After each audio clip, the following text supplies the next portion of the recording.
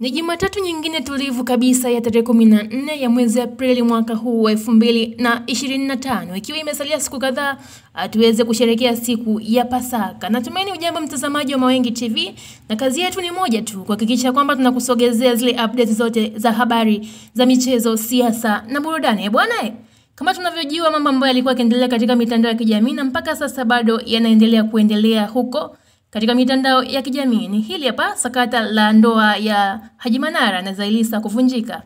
Sasa kufuatia kuvunjika kwa ndoa hii, katika upande wa TikTok aliweza kutokea mwanadada mmoja wa Zanzibar, aliweza kutokea akijirekodi katika video na kuweza kusema kwamba yeye yupo tayari kuolewa na Haji Manara.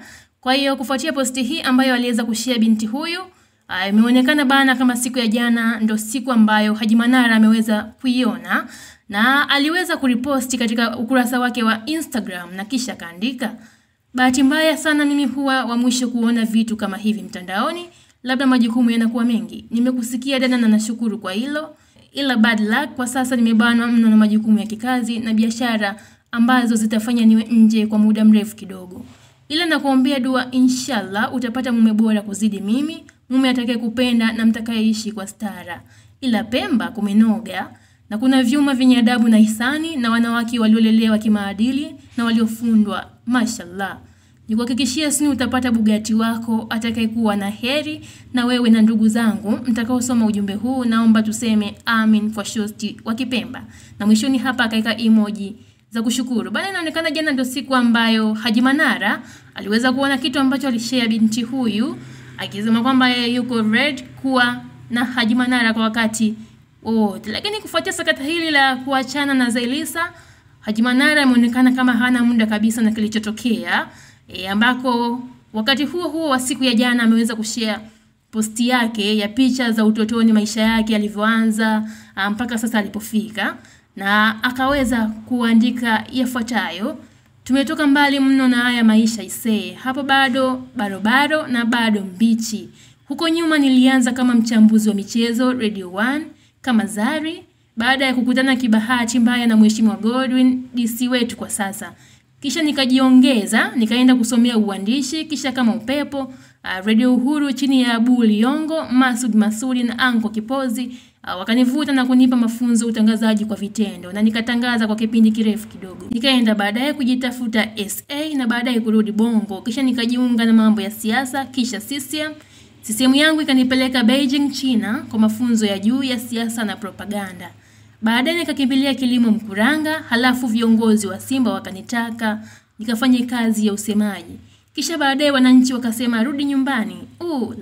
Maisha ni safari ndefu mno. Kitu kimoja sitakuja kuacha na kukisahau kukifanya, hata niwe mkubwa kiasi gani au niwe maarufu kuliko Ronaldo, nacho ni hii kazi ya dini. Sometimes najua kabisa baadhi ya mambo nakosea, ila still hii kazi niliwahi kuifanya na nikaenjoy kisawa sawa. Imagine huyu nilienaye hapo juu miaka kadhaa nyuma ndio niloimba naye kaswida za Ramadhani na ya Eid majuzi.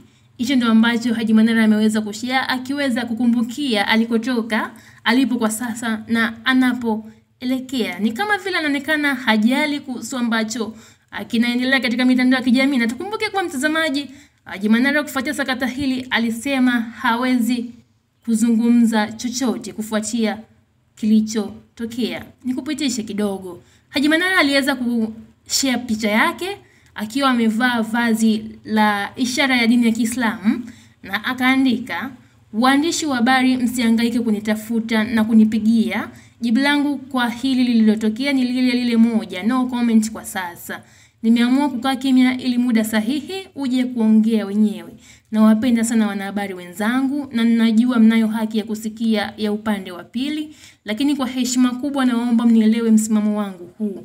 Content hii ubora wake ni ukimya wangu zaidi kile nilichoandika juzi. Hope mtanielewa. Juma Karim, waja wa maanani.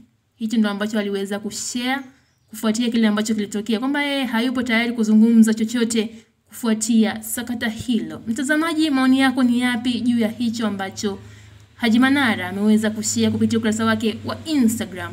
Drop comment yako nami nitaipitia kwa uzuri kabisa. Langu jina ni Diana Masai na hii ni Mawengi TV.